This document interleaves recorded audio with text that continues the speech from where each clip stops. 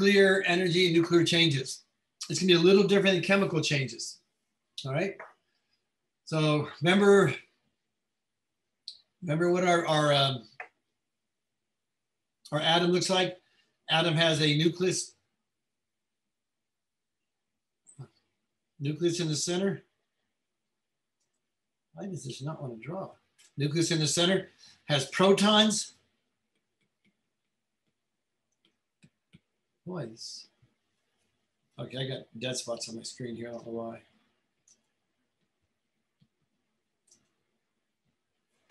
I have trouble with my pencil here. Let's see if this one will charge.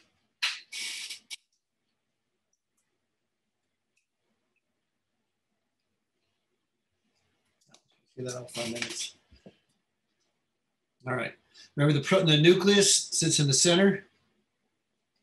Okay. And you got electrons flying around it. I don't know why my pencil's not working here. In these different energy levels.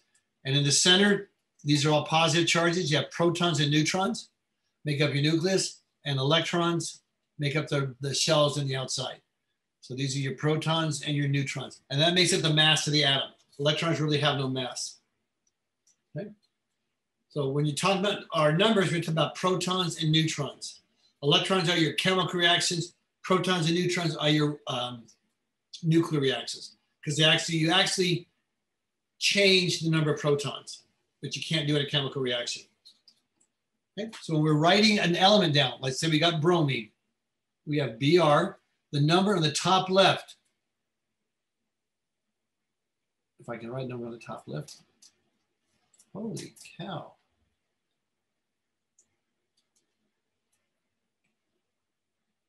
Bromine.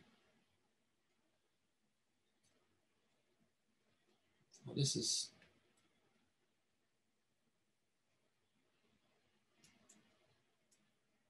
Okay. Say we have an element, let's say bromine. On the top left, there's a number. That is the mass number. On the bottom left, there's also a number. Okay, that is your atomic number. So on the bottom left, this is your number of protons. On the top, this is your protons plus neutrons. Okay, so the mass number, what it weighs, there's 81 protons and neutrons for bromine. For bromine, 81. Okay, bromine 35 is there's 35 protons. The number of protons determines your element. That can never change. You can have a different mass numbers for the same element though. Okay, those are what we're going to call isotopes. Okay, so you roll that down. So an isotope is the same element. So the same number of protons, different number of neutrons. So it has a different mass, a different weight. We did that when we did the atomic mass of things. Okay. So an isotope, okay, same number of protons, so it's the same element. So same number of protons, different number of neutrons. So it has a different mass. So this number will always stay the same for an isotope. This number here will vary depending on the number of neutrons. If there's less neutrons, it'll be a lower number. If there's more neutrons, it'll be a higher number. So that's what an isotope is. You need to know that for the final to be one of those true-false questions. An isotope has the same number of protons, different number of neutrons. Okay? So when we're dealing with nuclear equations, we're just adding protons and neutrons because we're converting mass into energy. Okay? We didn't do that. Remember, in chemical reactions, we balance all our equations by the law of conservation of mass. You have to have the same amount of elements on each side. That's not the same in a nuclear reaction. A nuclear reaction is not balanced like that. Mass is not conserved in a nuclear equation because we're turning mass into energy. We're actually changing the number of protons in something and giving off energy, okay, by actually breaking apart that nucleus a little bit or adding to it. Okay? And that's how we give off energy, high amounts of energy for that. Okay? So if you want a nuclear equation, Let's give you an example one from the book here so you can look it back up. Example of nuclear casing is 1 proton. Okay, that's a proton. Remember, the bottom number is your number of protons, the top number is the mass number. So if I have 1 proton, my mass number is 1 proton. There's no neutrons. So there's 1 proton and 1 proton on the top, 1 for your mass number, plus molybdenum. And molybdenum is always 42. Look that up on your periodic table. And the top number is 100. Okay. And that goes to a neutron plus another neutron. Okay. Neutrons have 0 protons, but they have 1 mass number because a neutron weighs 1 also. Plus technetium. Okay. Technetium is 43 and 99 protons and neutrons. Now, how we're balancing nuclear equations is we're adding the top numbers on both sides and adding the bottoms on both sides, and they have to match. So the top numbers are these right here, maybe. Okay, so that's 101. Top numbers are these right here, 99, 100, 101. That's balanced. Okay, we're not balancing mass anymore. Big difference. We're only balancing the mass number, the number of protons and neutrons.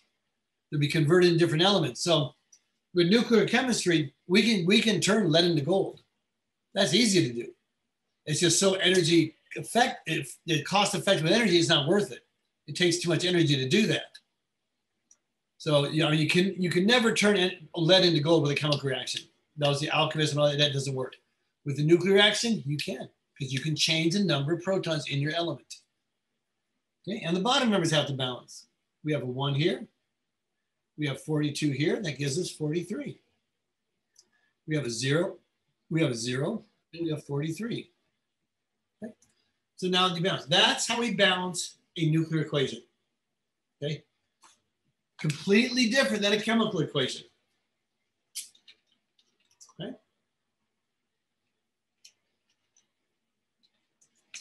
So let's do one of the examples in your book so we can try this. So I guarantee you'll see one of these on your final exam. You will see one of these you have to balance. Okay. So one of your examples here says, where does it say that? Okay, it says Earth's upper crust, you have a high energy neutron, collides with a nitrogen 14 nucleus. Okay, so you have a nitrogen 14 nucleus. Nitrogen 14, that gives you the mass number. What's the protons in nitrogen? Look on your periodic table. We'll show you where it is. Periodic table. Look at nitrogen. Nitrogen has 7 protons. Everybody see where I'm getting that from? The number in the periodic table is the number of protons. Perfect. That determines your element. So nitrogen is 7.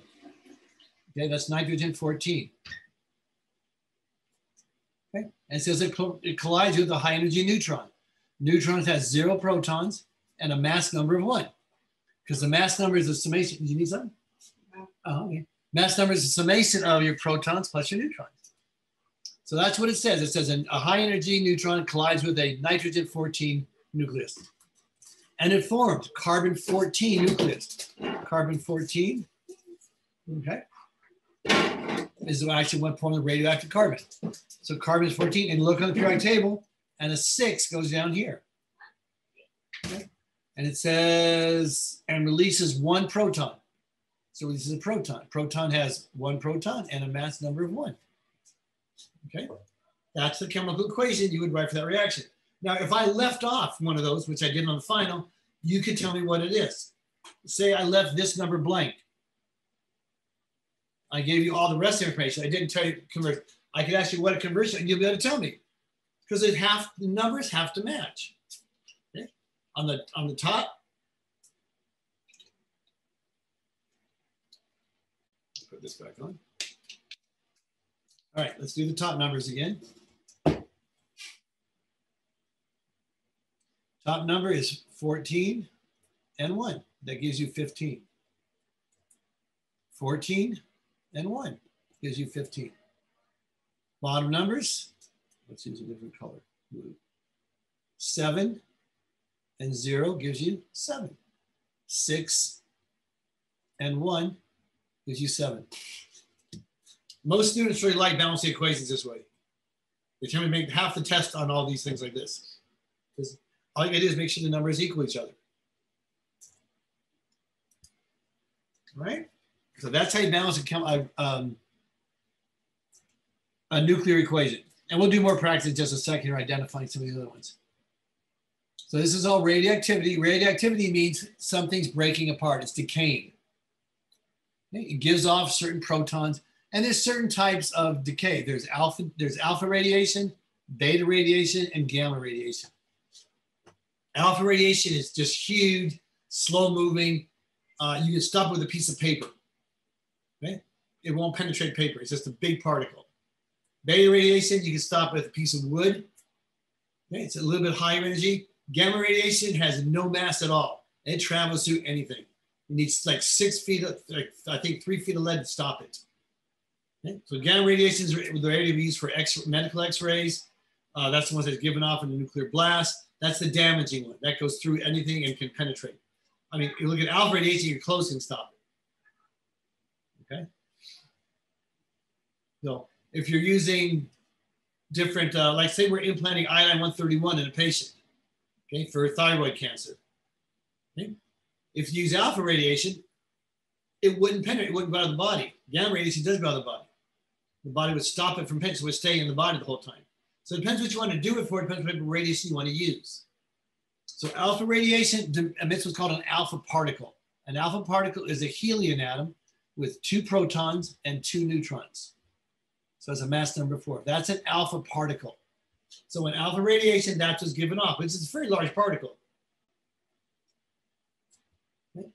So if I, example on a final, if I told you uranium-238 undergoes alpha decay,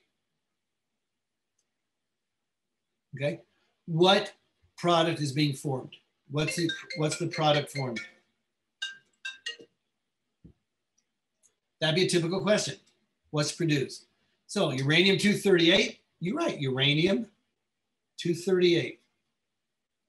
And what's the bottom number here on the left? You look at uranium on the periodic table, and you see uranium should be right here somewhere. Yep, right here, 92. So uranium is 92. Okay. So uranium-92 undergoes alpha decay, which means it produces something. Let's call it X, and alpha particle. It says alpha decay. So it produces an alpha particle, helium, 2 protons and 2 neutrons. And all you got to do is make the numbers equal.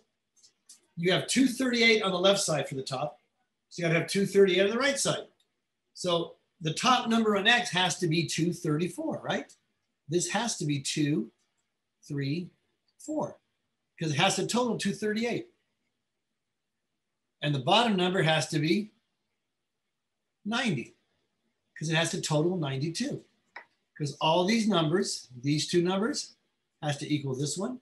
These 2 numbers have to equal this one. So now look on your periodic table for what has 90 protons. What has 90 protons? Where's 90? Right here. Thallium. Thallium has 90 protons. So your answer is X is thallium. There's a 90 here. Thallium-234. And you could write it like that, or you could write it thallium-234. Same thing. Because everybody knows 90 has to be thallium. You can't have any changes.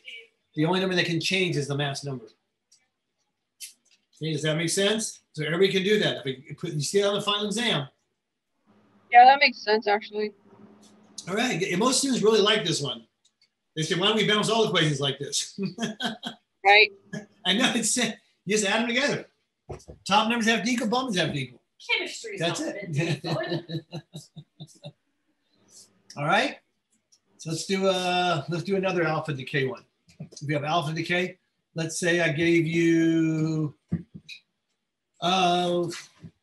let's erase this. Polonium-210. That was the one that was used in that Russian case. They brought radiation to the country and killed those people in that what was it, a couple years back. It's polonium that used to kill that Russian agent that was turning trade for the United States. So polonium-210, okay, undergoes alpha decay. Tell me what element is formed. You should be able to do that. Polonium, you got all the information you need. Polonium is going to go to another element. Let's call it X. Just put something there. Plus alpha decay. An alpha particle is helium. 2 protons, 2 neutrons. Total of 4. Polonium, we said, was 210. That's the mass number.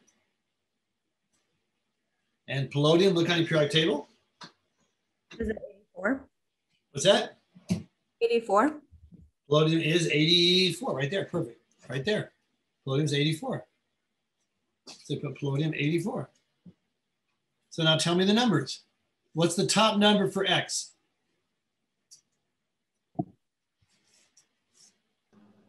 206. 206. Perfect. Because 206 plus 4 is 210. What's the bottom number for X? That'd be 82. 82. Okay, I understand this. Yeah, cool. And it's all, and normally I tell you I'll make it harder. I'm not going to make it harder. This is it.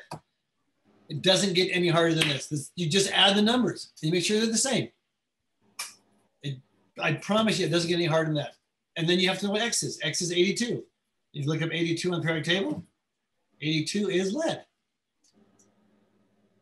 So the answer is lead 206. Or you could write it lead 206 and you put 82 down here. Either one of these will be acceptable answers because you know what it is. Okay? Okay, that's alpha decay. Beta decay, a little bit different, same principles. Beta decay is you take one neutron and convert it into a proton. So beta decay is you have a neutron, okay, and it goes to, that's a 1, if I can make it 1 there, a proton, okay? So that's plus, and this is an electron that's converted off, and this is -1 and 0. Again, so the numbers have to equal. The top numbers have to equal, the bottom numbers have to equal. Top number is 1 on both sides, bottom number is 0 on both sides. Okay? So let's do an example of beta decay. Beta decay, let's take radon, okay, 228. And let's say it undergoes beta decay and produces an electron. Electron is -1 and 0. It produces an electron. What's the element produced? We have radon, 228. If we look on radon on the periodic table, it's 88. Okay. And it undergoes beta decay. So some compound plus 0, -1, it kicks off an electron. Okay. So what number has to be on the bottom for X? What number -1 equals 88? 89. 89. Now what number on the top? Plus 0 has to be 228. Because plus 0 equals 228. So this is beta decay. Same principles. It says it's a beta particle, which is an electron because it's converted a neutron to a proton. That's why there's one more proton in your element. Okay. But it's the same thing. Just add the top and add the bottom. Make sure they're the same. So your compound is, what's 89 on the periodic table? 89 is, where's my 89? Right here. AC, right? Okay. So AC 228 is a element produced. Okay. That's beta decay. Okay. Let's do 2 more examples and we'll move on to half-lives. Okay. Let's say, from your book here now, let's say you want alpha decay of calcium 40.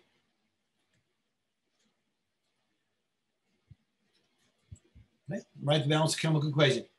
Calcium, 40. 40 is your mass number. And then calcium is 20 on the periodic table. And it goes to what element plus your alpha particle? Alpha particle is 2 protons, 2 neutrons. Okay. So this has to be 38, right, to make 40. And this has to be 18. So look at 18 on your periodic table, and it is argon. So this is argon 38.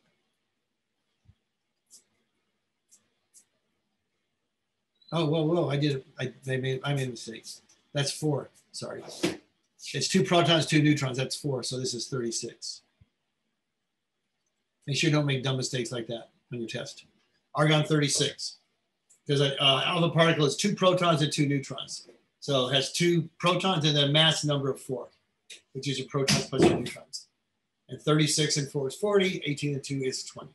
So argon 36. Okay. Let's say we have beta decay of copper 67. Copper 67, beta decay goes to an element plus our electron, has 0 protons and it's -1. I did that backwards, didn't I?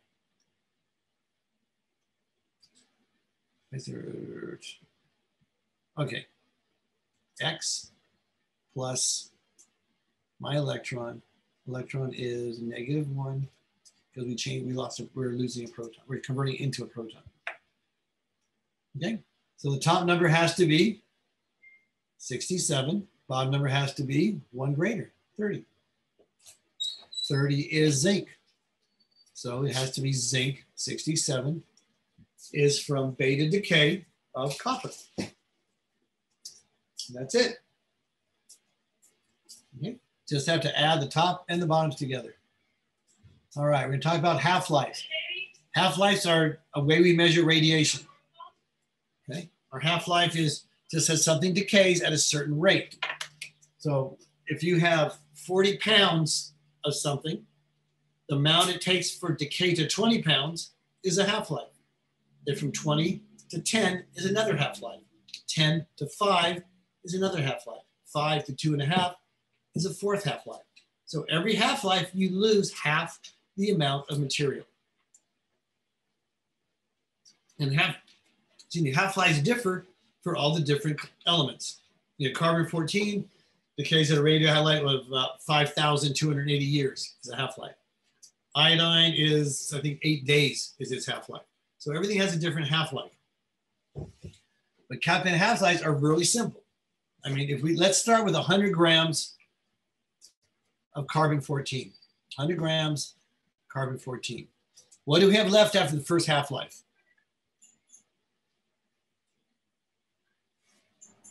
Be 50 grams? 50 grams. What about the second half-life? 25. 25. Third half-life? 12.5. 6.25. Okay. It just keeps cutting it in half. So if I tell you have 100 grams after 3 half-lives, how much would you have left? 1, 2, 3. You'd have 12.5 grams. And that's how medicine works. When you give a patient medication, okay, the half-life is how much it loses at that one. That's why we give certain medications BID or QID or TID. 4 times a day, 3 times a day, twice a day. It depends on the half-life. You let it get down and you have to build up therapeutic levels again. Okay. So like Motrin is every 6 to 8 hours, okay, because of its half-life. Okay. So you can tell if a patient overdoses. If you bring an overdose patient in the hospital and you get a blood count, and you get the certain amount of cocaine in their body, you know how much they had if you know how long ago that dose was given. Okay, if they took cocaine 6 hours later in the emergency room, you do a blood draw, you can calculate by the half-life how much they initially had in the system and what caused the overdose. So half-life is just cutting it in half that number of times. Okay? There's all formulas like that, but that's all you need to know for that. That'll work every time. Okay. Okay, so carbon-14. Let's do a carbon-14 question. What one did you yucca? 8:30. Can you pick up Susie if we're not back? If we're not back, They haven't done 8:30 yet. or we have to take a break. All right. So it says carbon-14 has a half-life of 5,730 years. That's the half-life of carbon-14. Okay. So if you have, say, we'll do a little simpler. If you had a skeleton that had lost, let's see, let's go down to, had 25% of its original carbon-14, how old is a skeleton? Okay.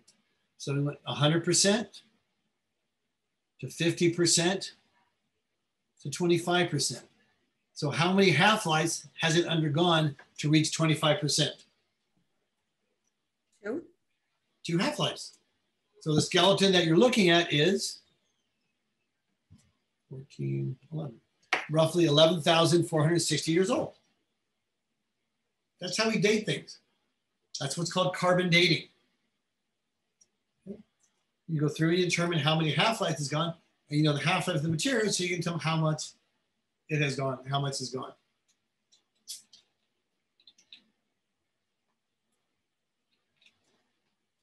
Make sense? Yeah, it does. Okay, perfect, but that is half-life. So alpha particles we talked about, and we talked about different radiations. There are different ways of measuring radiations. How we measure radiation is what's called millirems. Millirems. That's how we measure radiation. Okay? Background radiation for the whole year, just living outside, being in the sunshine, reading a book. Because you got to remember that books are wood. Wood comes from trees. Trees are made of carbon. A certain percent of carbon is radioactive. So reading a book gives off radiation. I mean, really, really small amounts. You can't use that as an excuse not to study, okay? But radiation enough. You fly in an airplane, you're closer to the sun. You get more radiation than the normal person. Okay? But the average is about 300 millirems a year. That's what you usually get just living. You get about 300 millirems a year. Dental x-rays. Everybody's worried about all these dental x-rays you take. It's actually less than this now, but it used to be 0.5 millirems for a dental x-ray. So you have to take a lot of dental x-rays. About 1,000, well, less than 1,000, probably 500 to give you 300, yeah. About 500 x-rays to equal what you normally just get when you're walking outside in the sunlight. Okay. Mammogram. Mammogram is about 40 millirems. Okay. You could take 7 of those and still just get what you normally get in a year, just walking around outside. Okay. Now, other types of radiation you get exposed to. Uranium exposure. We had there's a factory in China, and all the workers were getting was it liver cancer? Kidney cancer. I think it was liver cancer. All of a sudden, all these workers were getting liver cancer. They couldn't understand why. They were in a watch factory. And what was happening, you know, on your watch, I mean, most people don't wear watches anymore, but on the watches, they used to have little dials, and those dials would glow in the dark. So you could see them at nighttime. Those little dials were radiation-based paint. That's what made them glow. Okay? And the people that were working on them were taking this very, very fine work. So taking the paintbrush, they were licking the paintbrush to get it real thin, dipping in the paint, paint the number. Lick the paintbrush, dip in the paint, paint the number. Okay? They're exposing themselves to radiation of uranium, which is very deadly, over and over again. And that's what caused liver cancer and all the watch factory workers, because they figure out what's going on. Why didn't they just dip it in water? That's what I would have done. Yeah, it's common sense, but okay. Makes a lot more sense, especially if you don't know what's going on with it. Yep, I would have dipped it in water. That's sad. Okay, so millirems, if you see it, is just a way of measuring the amount of radiation we are exposed to. Okay, we use radiation we implant radioactive particles into bodies to destroy certain types of cancers. We use it for treating cancers. Okay? Thyroid cancer, we talked about iodine-131 is radioactive. The thyroid concentrates iodine. So when we get a radioactive iodine, it goes into the bloodstream and it concentrates in the thyroid gland. So we make iodine radioactive, it's absorbed by the body, it's incorporated into the thyroid, and it gives off radiation in the thyroid and kills off the thyroid gland without damaging other parts of the body for thyroid cancer. Okay, so we use it for different things. Cobalt we can use for radioactive. We can use that for bone cancer. It's incorporated in your bones. So we can manipulate certain things with radioactive. We talked about using C14 for carbon dating. Okay, we can date all kinds of things that we find, artifacts, different canvases, things like that. We can use the carbon content of anything that was alive. We know how much carbon decays at 5,170 years, half-life every 5,170 years. Okay. We did that, we did that.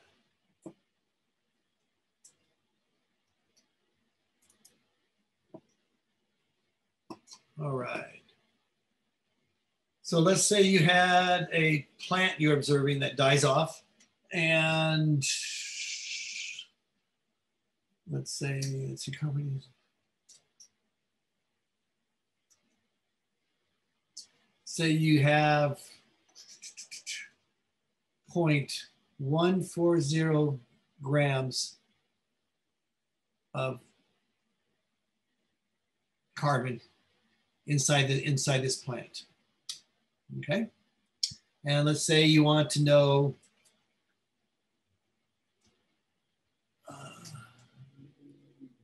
let me do it the right way here.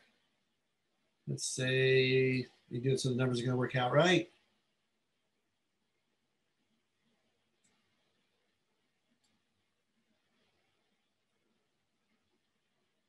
And say you end up with 0.00875 grams of carbon when you measured it. Okay. How many half-lives has it undergone? Okay. So we have 0.14 goes to, what's the first half-life? 0.14 divided by 2 is 0.07. 0.07 divided by 2 is, whoops, what happened here?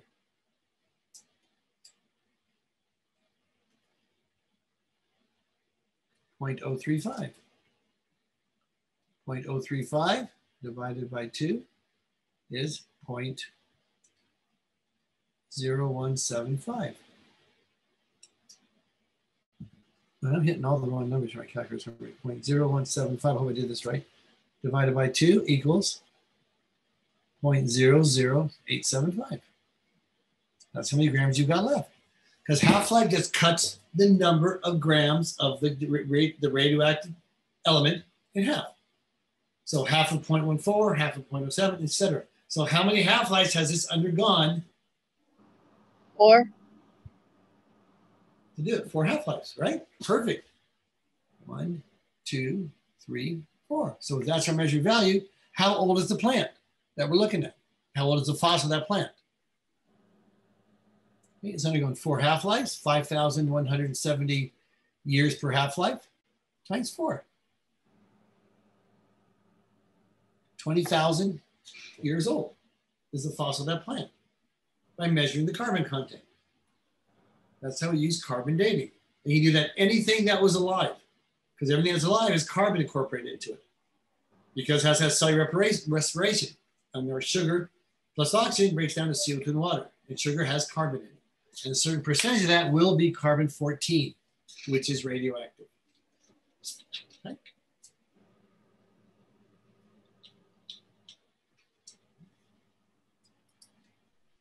Let's go to the next section here. And then we're looking at this is the changes in energy with a radioactive reactive decay.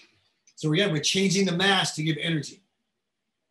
Remember, the mass of the area of the atom, the very, very condensed mass. It's like a pea inside a football stadium. like Qualcomm Stadium. That's the size of the atom compared to the rest of the size of the nucleus compared to the rest of the atom. Very, very small amount. But all the mass is in the nucleus. Those are your protons and your neutrons. Okay? So in exothermic nuclear reactions where energy is released, mass is converted to energy. So we're losing mass in a nuclear reaction to convert that into energy. And it converts to make everything more stable. Okay. All right. And one more section on this. And then fission and fusion. Okay. Fission and fusion are two types of nuclear energy that we use. Fission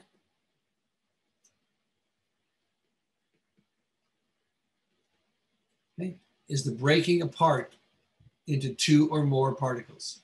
Fusion is the coming together of two particles to form what? Both release massive amounts of energy. Fusion releases tremendously more energy than fission. Fission is our nuclear bombs, our nuclear power plants. That's fission. Fusion is tremendously more powerful. I mean, you talk about with fusion, a grain of rice size particle can power, the entire New York City for over a year. It's amazing how much power is released by fusion. Problem with it, fusion reactions have to start with roughly the heat of the sun. It takes tremendous energy to get a fusion reaction started. Once they start, they can continue to go. Same with fission. That's why nuclear reaction is so efficient, because once it starts, it releases more of the same parts it uses again and keeps going. Remember, we hit it with a high-powered neutron. When things break apart, more high-powered neutrons are released. So that keeps reaction going until we pull the uranium out or deplete it. That's the only way to stop a nuclear reaction. Okay? So it's an ongoing reaction until we actually control it and pull it off. That's what makes it so efficient. But remember, fission is very powerful, but fusion is so much more powerful. That's a tremendous amount of energy to get started, which is roughly the heat of the sun, which is a lot of energy. Okay, so fission creates multiple products. Fusion creates one product. Two or more things fuse into one. Okay. When we're using uranium in our power plants, okay, we do not have to purify. It can be 5% uranium and be workable in nuclear power plants. Now, weapons grade uranium, that has to be purified. You can't use the same. It's different uranium that we use in our nuclear weapons versus our power plants. Nuclear weapons have to be much, much pure uranium. Have to go through a purification process to be used as a weapon. Okay. Yeah, nuclear power plants require about 5% enriched 235 uranium. Nuclear weapons require highly purified 235 uranium. Okay. It's an ongoing reaction.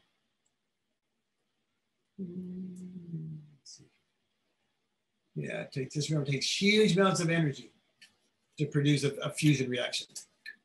Not quite as much energy to start a fission reaction. Okay, that is basically chapter 16. Any questions on chapter 16? No, I found this chapter fairly easy, surprisingly. Yeah, no, it is. Nuclear chemistry is really simple, and like I said, it doesn't get harder. That's it. You just have to add mass numbers and protons. Yeah, I like that one. It's pretty straightforward. Yep. All right, cool. So we have some questions. I know Cassandra sent some questions. Let's go through some of those here from our chapters. Okay. Let's get through that. And I haven't checked my emails yet, but I'll do that after I do this. It's on my phone. I'll check the email. Susie may send you more questions. I haven't checked it within the last hour or so. All right, we have one here that says,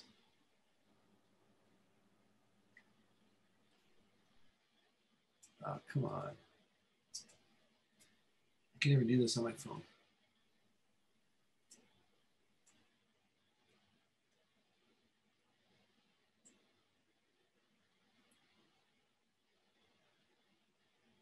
It says equal concentrations, arrange the aqueous solutions by their freezing points.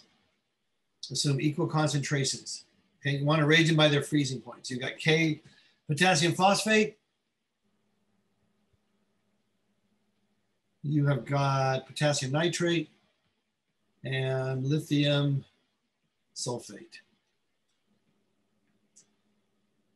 Okay. And you want to arrange them by strongest to highest or highest to lowest? Which way? Arrange them by their freezing points. I guess we go lowest to highest. Then we'll specify. It's asking from highest to lowest. From highest to lowest? Yeah, Okay. highest freezing point to lowest. Okay, highest freezing point to lowest. So freezing points are collutive properties. Remember, the more particles, the lower the freezing point, the greater the boiling point. So in other words, your freezing point gets lower with particles, your boiling point gets higher with particles. So potassium phosphate gives off 4 particles. Potassium nitrate gives off 2. I mean, it gives off 3 K pluses plus a PO4 minus. Potassium nitrate gives off a K plus and an NO3 minus. Lithium sulfate gives off 3 particles. So the lowest freezing point is going to be one that gives off the most particles. So the lowest is potassium phosphate. The highest is potassium nitrate. And then lithium sulfide would be between the 2. Does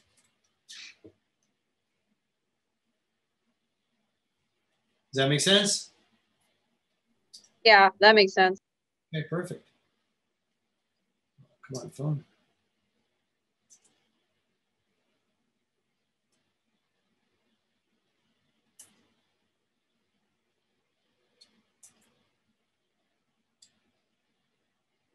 The molarity.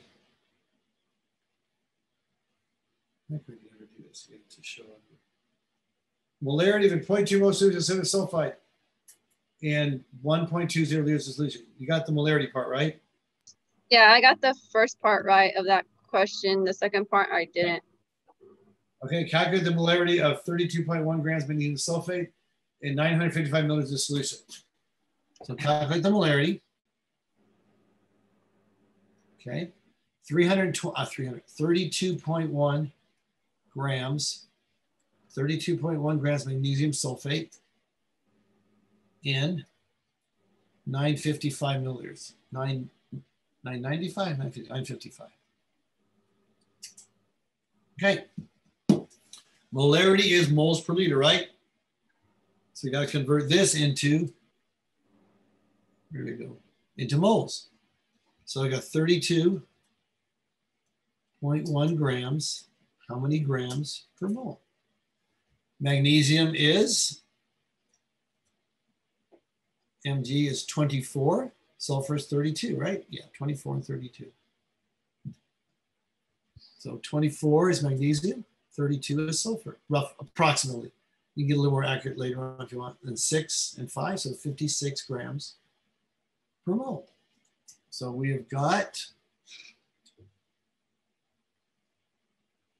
32.1 divided by 56 equals 0.573 moles. And moles per liter. And we have 955 milliliters, which is 0.955 liters, right? Because it's just 1,000 milliliters in a liter, so 10 to the negative 3. Move the decimal point 3 places to the left. So this is moles per liter. So 0.573 divided by 0.955 equals 0.6 molar. Now your molarity solution.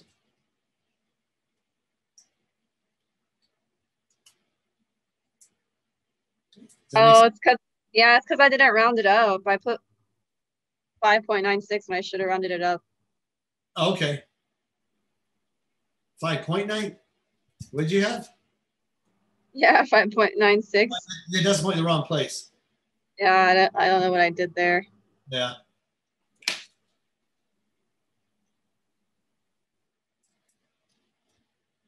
Okay, that makes sense. All right, perfect. And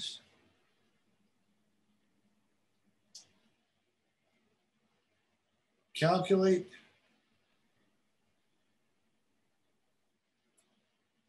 either H plus or OH for each solution. Okay, solution A, it wants you to calculate the H plus. You got to remember, whenever you what did I do? You got to erase everything on there. That's okay. We're good. Remember H, now came back. H plus, I get this to right, times OH minus is always equal to 1.00 times 10 to the negative 14 in an aqueous solution. So if you know one, you know the other. So a solution of OH at 2.97 times 10 to the minus 7 is the first one. So you want to calculate H plus. So H plus is equal to 10 to the minus 14 divided by 2.97.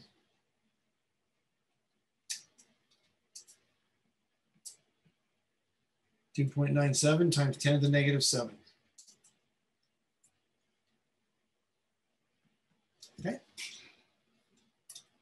So we just basically take, you can use either way, use your calculator. You want to take your calculator, twist it sideways, you get sign notation. You could say 1 EE to the 14 and then change the sign to negative. Then hit divide. And then 2.97 EE 7 negative equals 3.3, 3.37 times 10 to the negative, I think it's 8. Let's see, 1, 2, 3, 4, 5, 6, 7, 8, 1. So 10 to the negative 8. Okay, that's your H plus concentration. Does that make sense? Yeah. Okay, the other ones.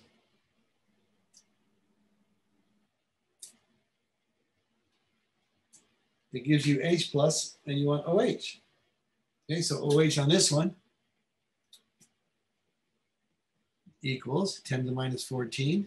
And this is divided by the OH, the H concentration, which is 7.61 times 10 to the negative 4. Right?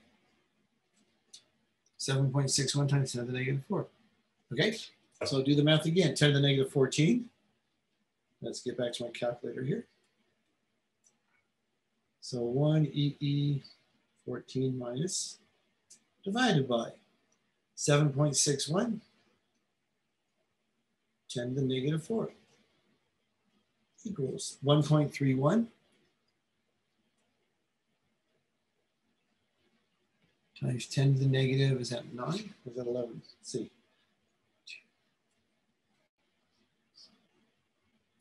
I think it's a negative 11. Let me double check. Let's sure it's 11. 1, 2, 3, 4, 5, 6, 7, 8, 9, 10, 11. 1.31 times 10 to the negative 11. And there's one more. It says the H plus equals 6.13 times 10 to the minus 4. So H plus again, so you're calculating the OH is equal to 10 to the minus 14 divided by 6.13 times 10 to the negative 4. Okay, so get our calculator back again and turn it sideways. You get scientific notation. 1 EE 14 minus divided by 6.13. 6.13. Shoot. 6.13 times 10 to the negative 4 equals 1.63 times 10 to the negative 11. Okay. So anytime you're given the H, you can find the OH. Every time you're given the OH, you can find the H. Because you know they have to equal when they're multiplied 10 to the negative 14.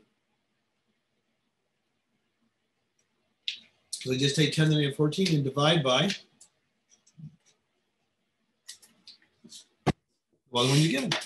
Does that make sense, Cassandra?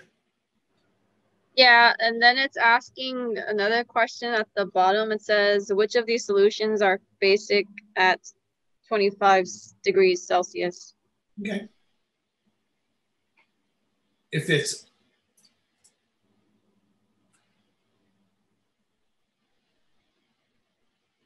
oh, it gave you the answers to these, didn't it? Oh no, this is a different question. It's part of the same question. Right, but they're different answers, different numbers. No, they're the same numbers. They're just the numbers are used in the problem to. Oh, it's the ones that were already given. Yeah. Got it. So if so if it's 1.00 times 10 to the negative 7, that's neutral. If it's bigger than that, it's an acid. If it's smaller than that, it's a base. So 10 to the negative 7 is your neutral part. So the first one was 2.97. That was an H concentration of 10 to the negative 8, right? Yeah. Well, that's less than 10 to the negative 7. It's 10 to the negative 8. So that's basic. Okay, that makes sense. Okay. Second one says H plus is 7.61 times 10 to the minus 4. So 7.61 times 10 to the minus 4 is acidic because it's greater than 10 to the negative 7. It's 10 to the negative 4. Okay. And the third one has an H plus of 6.13 times 10 to the minus 4. Again, that has a hydrogen, the H plus is 1.63 times 10 to the minus 4, which is greater than 7. So it's acidic. So the last two are acidic. The first one is basic. Oh, okay, that makes sense. Okay, cool. Perfect. I didn't see that second part. Yeah, sometimes it doesn't show. All right. That was the first three, right? And there's three more of those. So let's do that. I can't see it.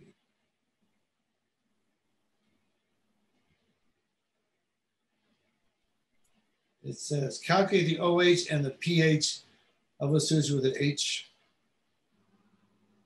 plus concentration of, I can't read the number, 5.8. What's the number? It says H plus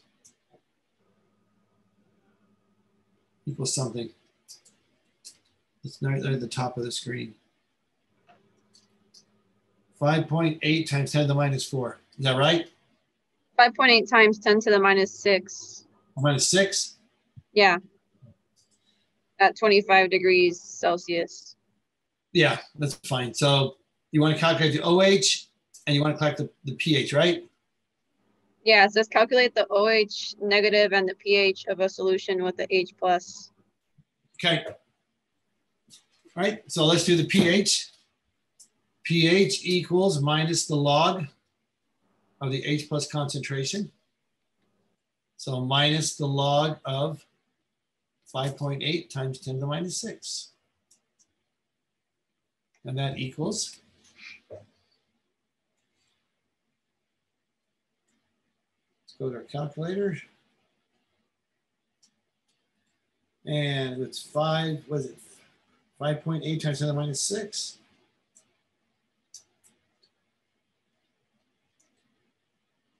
And then take the log of that number.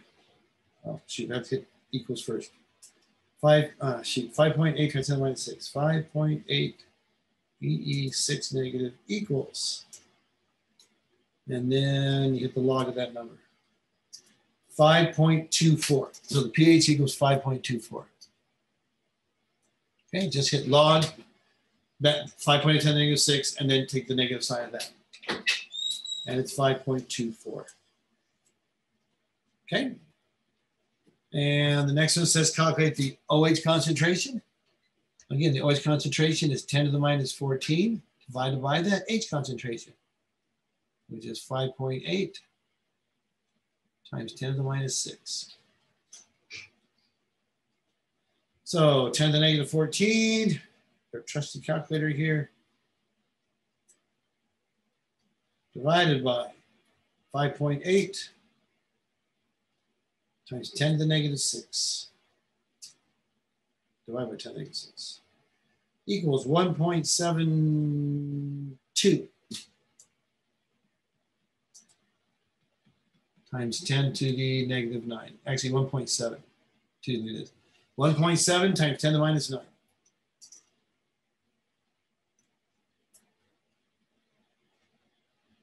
Those both make sense?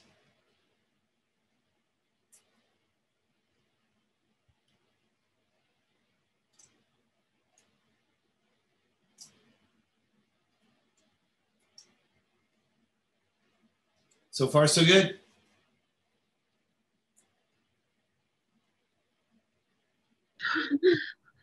Yeah, I understood it. I just forgot to include another part of the question.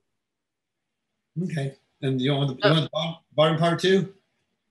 Yeah, it's asking to calculate the H plus and the pH of a solution with a OH negative equals 7.3 times 10 to the negative 13 at 25 degrees Celsius. Okay. So your H plus is equal to your 10 to the minus 14 divided by your OH. Okay. That's equal to 10 to the negative 14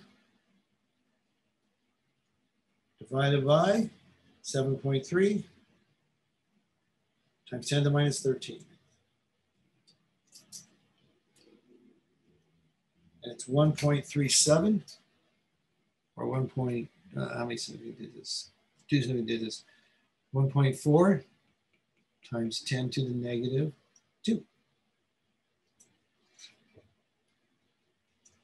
And your pH is minus the log of that H plus concentration.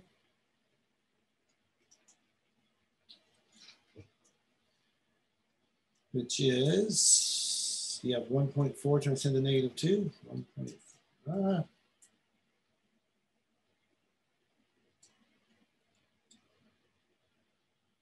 Take the log of that, 1.85, roughly. Okay, so that is the H plus concentration and the pH. If the OH concentration is equal to 7.3 times 10 to the negative 13.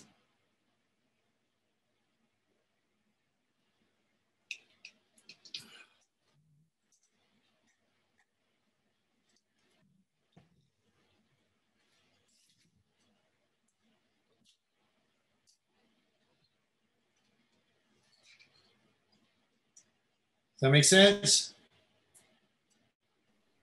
Yeah, it does. Thank you. And the next one says, classify each solution as acid, basic, or neutral.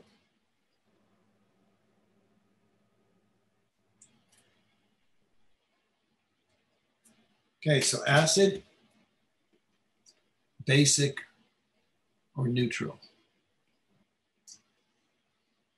pH equals 5.73.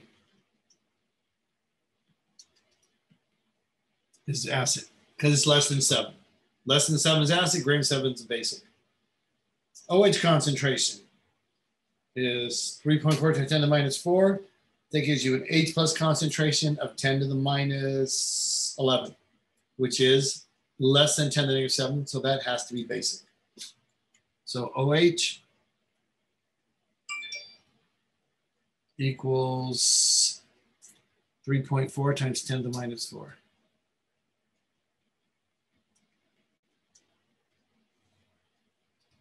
Okay, let's keep going across. H plus equals 5.1 times 10 to the minus 4. That's greater than 10 to the minus 7. Okay, so it would be acidic. So this was an H plus equals 5.1 times 10 to the negative 4. pH equals 8.28. Has to be basic because it's greater than 7. And there's one that says pH equals 7 equals 7. That's neutral. pH equals 7. That's our neutral one. And H plus equals 8.1 times 10 to the minus 9. That's less than 10 to the minus 7, so it is basic. So H equals 8.1 times 10 to the minus 9. And let's do the bottom line. A couple more on there, 2 more on there. And there's one at H equals 1.0 times 10 to the minus 7. That's exactly neutral. So H plus equals 10 to the minus 7. That was neutral. And one more, OH equals 8.0 times 10 to the minus 10. That gives you minus 5 for your H plus concentration, which is bigger than -7, makes that acidic. So this is OH equals 8.0 times 10 to the negative 10. Okay, there's all your numbers there. Okay. So if you're given a concentration, you use 10 to the minus 7. If it's 10 to the minus 7 exactly, it's neutral. If it's a bigger number than 10 to the minus 7, it's acidic. If it's less than, it's basic. So bigger than that is acidic, less than that is basic. If you're given a pH, pH 7 is neutral. If it's greater than that, it's basic. If it's less than that, it's acidic. And that's how you tell. Just convert everything to an H plus concentration, and you will have your answer. You can't, I mean, you can do it always, you got to figure out everything has to be in H concentration. Everything measures hydrogen. And there's one more here. I'm having a hard time reading this one again. Yep.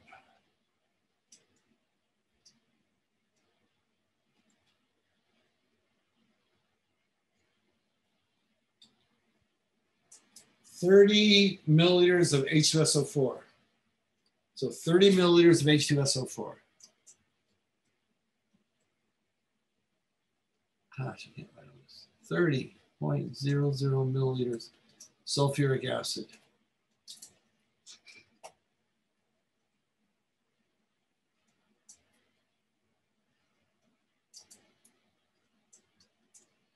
An unknown concentration was titrated to phenol endpoint of 45.87. So it goes to titrated to 45.87 milliliters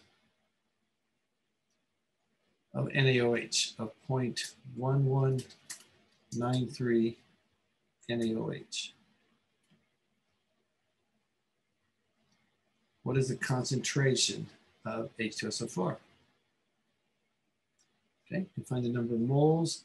So our chemical equation is, we're taking sulfuric acid, H2SO4, reacting with NaOH, and going to sodium sulfate plus water. And that's not balanced. And again, it's not as easy to balance these as it is to balance nuclear equations. So we have 4 hydrogens.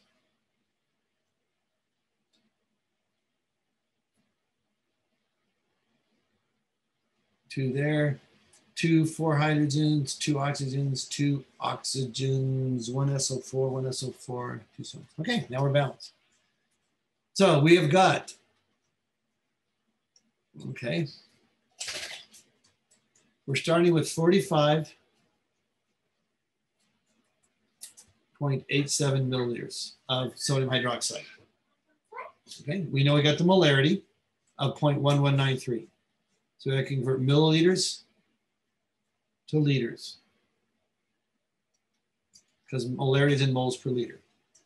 So I converted that into liters, convert that into moles. I have got 0.1193 moles per liter. That's all sodium hydroxide. So now I got moles of sodium hydroxide to moles of sulfuric acid. And that is 1 to 2. Okay, there's our 2, and there's our 1 in front of there. Okay, that gives me moles of sulfuric acid. So let's do this. Calculator. 45.87 times 0.1193 divided by 2 equals that. And then 10 to the negative 3 makes that 0.002736 for it is.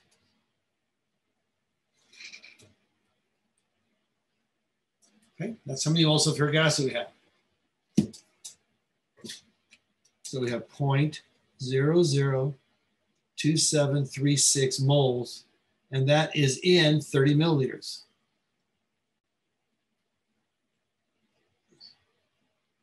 Okay, and it wants to know the concentration, right? Is that what it asked for? Yeah, it's asking for the concentration of H2SO4. Concentration is moles per liter, so you have to turn this back into liters. That gives us moles per liter.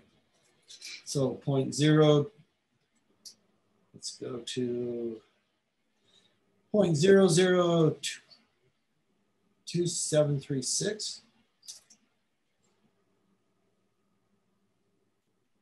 divided by 30 coals. And then times 10 to the third is 0.0912. 0. Molarity. 4 significant digits. Everything was in. Okay. So we just set up the equation. And then we had our, we're starting with 45.87 milliliters of our NaOH. We know the concentration. So we know moles per liter, so you convert to moles. Then we convert the moles of sodium hydroxide to moles of sulfuric acid. So we know how many moles of sulfuric acid it takes to react. And we know we have that much volume. Change that to liters, and we have moles per liter of 0.0912 molarity. Sound good? Sounds good, thank you. No problem. Let me check for emails. Anybody else have any questions on the emails?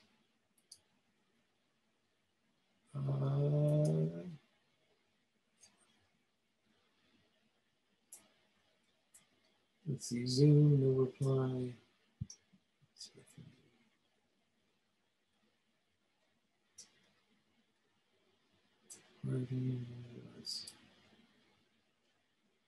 Okay, Stephanie had a couple problems here too. Let's pull up some of those.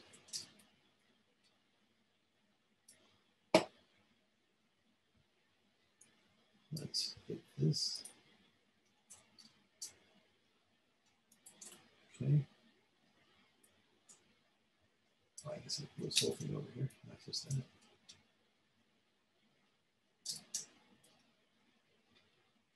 All right.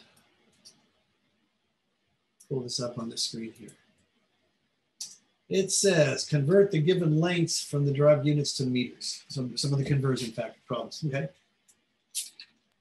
So you actually already helped me with that one, but it's being marked incorrect. So I don't really know what to do for that one and the other one. That one's still wrong. The middle one's wrong. 600. Okay. This says 634 megameters. You want to convert that into meters. So you know megameters go on the bottom. Mega is 10 to the 6 meters.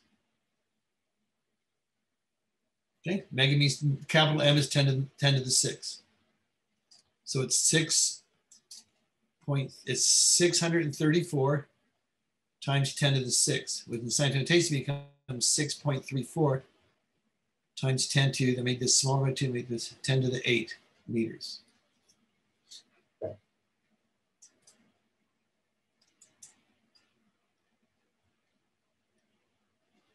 Okay, mega means 10 to the 6. So that's my answer? That's what I put. Oh, okay. Does that make sense?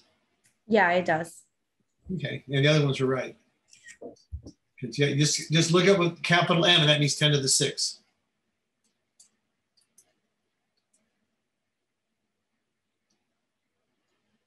Yeah, some of the electron configurations they move it differently in the sapling than we do it. If you do it just do it the way we did it for my exams, it'll be right. Okay, so how would I do it on here? Because On there, you switch the 3D10 to 4S2. They just do it, they put it in order of numbers. I don't like doing it that way, but that's how they do it. So for them, it'd be 1S2, 2S2, 2P6, 3S2, 3P6. Okay, and instead of 4S2, it'd be 3D10, then 4S2. I switch these around, but they don't. Okay, because I switch around because it follows the periodic table right in order for your energy levels. That's the only difference. Okay, thank you. Everything by numbers. I also emailed you because I need help with 2 other questions. Right. Got it. An aqueous solution has an equilibrium concentration of this for generic A+ and B-. What's the KSP for generic salt? Okay. The KSP is your equilibrium constant, so products over reactants. So the equation is you have a salt and it's A2+. So it's B2 goes to A+ plus 2B-. A2+, I'm sorry. That's one. You get that accomplished. And close that up when you're done. Tight. All right. So there's your equation. So your KSP is equal to the concentration of A2+ times the concentration of B- squared. Okay, that's your KSP. Products over reactants. Remember, solids and pure liquids are not involved in equilibrium constant. So the solid doesn't get involved, the salt. So you know your concentration of A2+, it tells you is 0.00343. Concentration of B- is 0.00686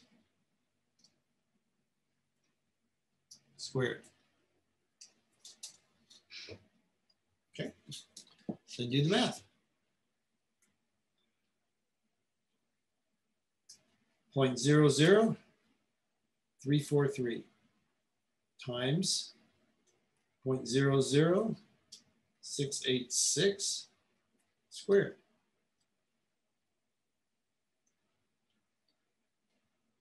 Equals 1.61, so it's 3 single digits. 1.61 times 10 to the negative, what is that? 7. That's your KSP, 1.61 times 10 to the negative 7. Does that make sense, Stephanie? Does that make sense, Stephanie? Yeah, it does. Thank you. Okay. Oh, no problem. No problem at all. And there was, I think there's 2 more on here. Balanced nuclear equations. We just did that. Perfect. I love doing these. These are fun. All right. Write the balanced nuclear equation for alpha decay of each isotope. Polonium 200. So polonium 200 is PO 200. And if you look on the periodic table, polonium is, that's not 200 there yet, 200, 84. Okay, alpha decay means you're gonna have a particle plus alpha particle, which is 2 protons and 2 neutrons, which gives you a mass number of 4. Okay, that's your alpha particle. So what's the top number you put on the left-hand side of X? 196. 196, you got it. I love these things. 196. And what's the bottom number on the left-hand side of X? 82. 82. So what's 82 in your periodic table? Is it lead? I think so. I think lead's 82. Yep, it's lead. So the answer is, it says write the balanced equation. That's it. And it would be 200 polonium 84 goes to 196 82 lead plus an alpha particle. There's your balanced equation. That's what I put, but it was marked wrong. Let me see what it's at.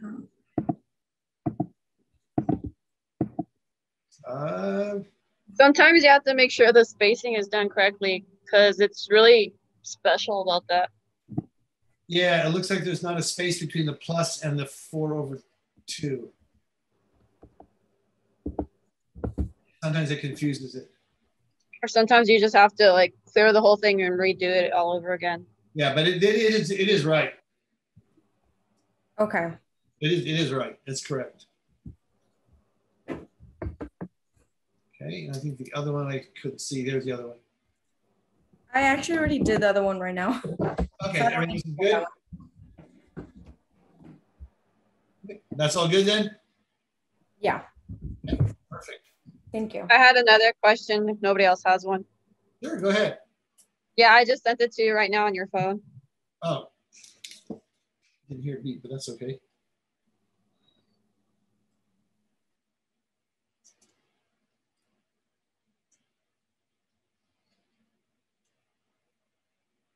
No, I didn't get it. I just got the H2SO4 solution one.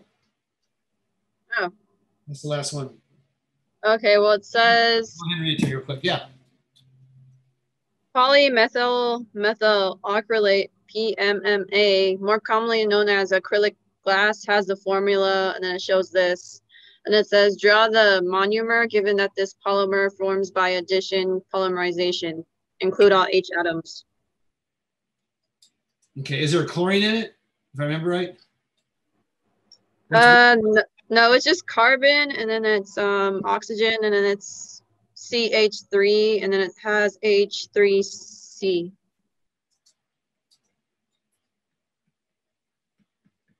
Yeah, so I try to send a picture because it'll be more easier to see. How's that? Is that what it looks like? Kind of. Am I missing something?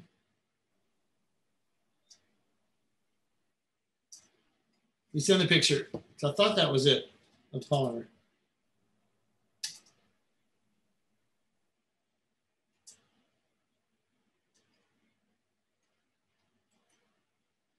No, I don't have it from you yet. That's weird because usually your stuff comes through right away. Let me reset my phone. I'll just resend it. Hopefully it works that way.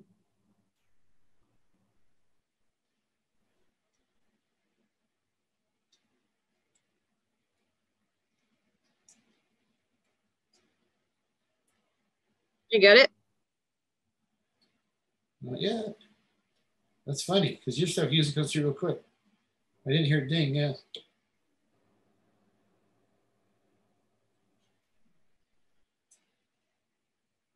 No, so it's not coming through. That's weird. What's different about it than my picture? Okay, so it has a H3 and then a C, and then it has a single bond going to oxygen. Yeah, right. This like right here. Yeah, kind of shaped differently though, like the whole structure. Why don't you share your screen if you can?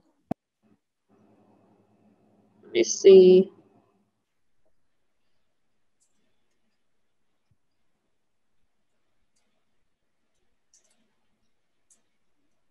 Can you share your screen if I disconnect mine?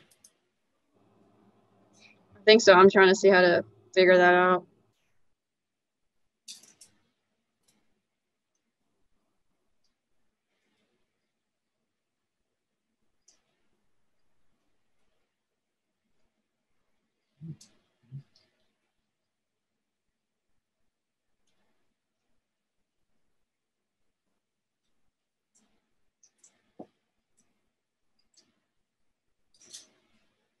Trying to think what's different about it because that's usually what it looks like for polymethyl.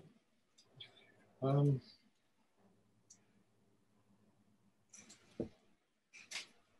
you take a picture of it and send me the picture on the phone or? Yeah, that's what I tried. I sent it to you like 3 times, but you said you didn't receive it. Nothing's come through since 2 o'clock from you.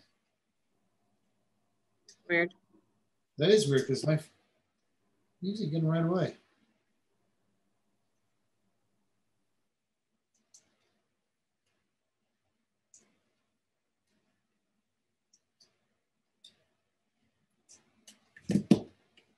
Does anybody else have the picture she has? No. But does it look similar to this one?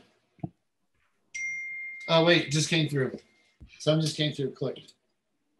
All right, let's go back here.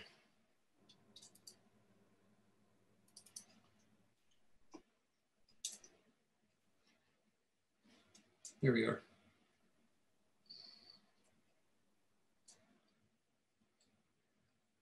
Wait a minute.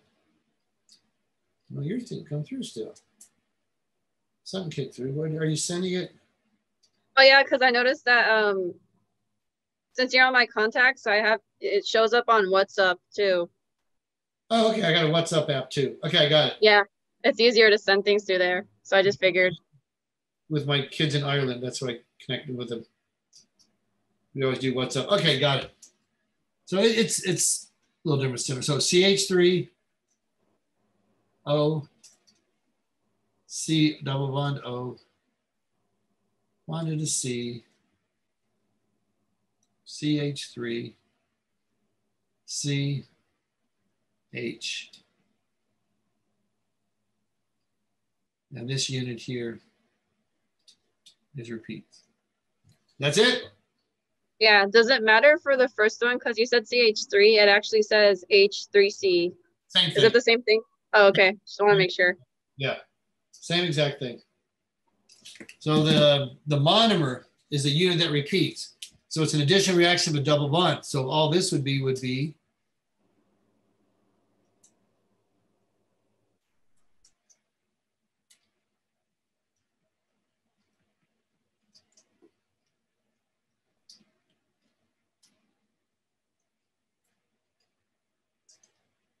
that's it. That's the monomer. And one of the electrons goes here from this bond, and one electron goes here and forms a new bond on both these sides and repeats. So this is the monomer itself right here. We just get rid of those arrows I just drew.